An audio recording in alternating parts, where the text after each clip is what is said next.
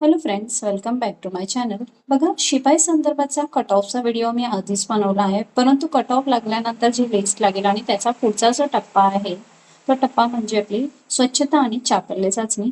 तर ही चाचणी नेमकी कशी होते, त्या संदर्भात आपण सगळे डिटेल्स या संपूर्ण व्हिडिओमध्ये बघणार आहोत, जेणेकरून कोणतीही माहिती तुमच्याकडं म्हणजे अपूर्ण माहिती तुम्हाला नाही भेटावी, या संदर्भात हा व्हिडिओ मी बनवलेला आहे. ठीक आहे, तर व्हिडिओला जो आहे तो संपूर्ण तुम्ही बघा. ठीक आहे.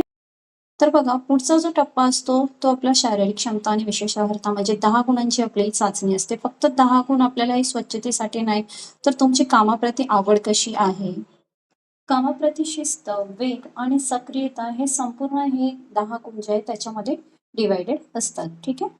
तर त्यानुसार ही जी चाचणी आहे ती खूप महत्वाची आहे. ठीक आहे. यामध्ये येणारी कामे, विविध कामे कोणकोणती असतात हे मी सांगण्याचा प्रयत्न केलाय, जेणेकरून तुम्हाला पुढे जाऊन म्हणजे काही प्रॉब्लेम नको आला. तर पहिली सगळ्यात महत्वाची गोष्ट म्हणजे ड्रेस कोड. तर तुमचा ड्रेस कोड कसा असला पाहिजे? मुलांसाठी सांगते मी. बघा, हलका कोणताही रंगाचे तुम्ही कपडे वापरू शकतात. ठीक आहे. फक्त भडक रंग नको त्याच्यामध्ये आणि डार्क रंगाची पॅन्ट. ओके. तर मुलींसाठी बघा, तुम्हाला जे कपडे कम्फर्टेबल असणार, ज्याच्यात तुम्ही ही चाचणीसाठी कम्फर्टेबल असणार असे कपडे तुम्ही परिधान केले पाहिजे, जेणेकरून तुम्हाला म्हणजे अनकम्फर्टेबल किंवा काम करताना कोणताही त्रास नाही व्हायला पाहिजे.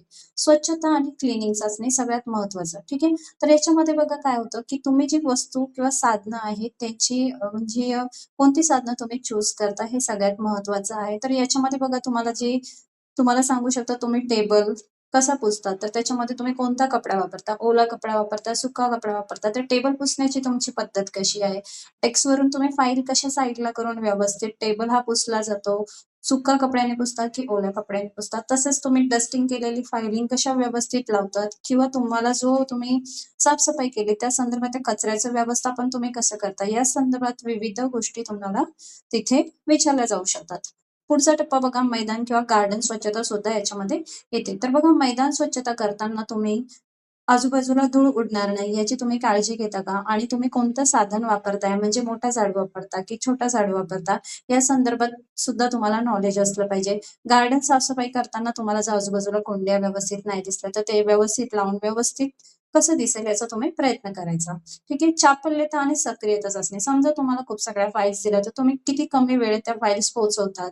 ठीक आहे. आणि समजा तुम्हाला जर सीड्या सांगितल्या चढायला आणि सांगितलं की तुम्ही ही फाईल किती लवकर पोहोचवतात, तर ही सुद्धा चाचणी तुमची केली जाऊ शकते आणि तुमचा वेग हा तपासला जाऊ शकतो. तर काय टाळावे? तर बघा, सगळ्यात महत्वाचं म्हणजे तुम्हाला जर परीक्षकांनी कोणते प्रश्न विचारले किंवा काय सांगितलं, तर तुम्ही कन्फ्यूज आहात असं दाखवण्याचा प्रयत्न करू नका. शांतपणे व्यवस्थित त्यांची ज्या सूचना आहे त्याचे पालन करावे.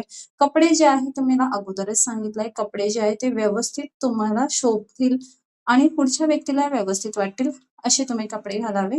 ठीक आहे. योग्य साधनांची तुम्ही निवड केली पाहिजे. गार्डन स्वच्छतेसाठी कोणता झाडू पाहिजे, किंवा तुम्हाला तिथं डेस्क साफ करण्यासाठी कोणता कपडा वापरला पाहिजे, हे सगळे साधनांची व्यवस्थित तुम्ही निवड केली पाहिजे. ठीक आहे. माझ्याकडून हा तुम्हाला एक छोटासा प्रयत्न आहे की तुम्हाला समजलं असेल आणि तुमचं चांगलं चांगलं व्यक्तिमत्व तुम्ही तिथे कसं प्रदर्शित करू शकता याचा तुम्ही नक्की प्रयत्न करा. ठीक आहे.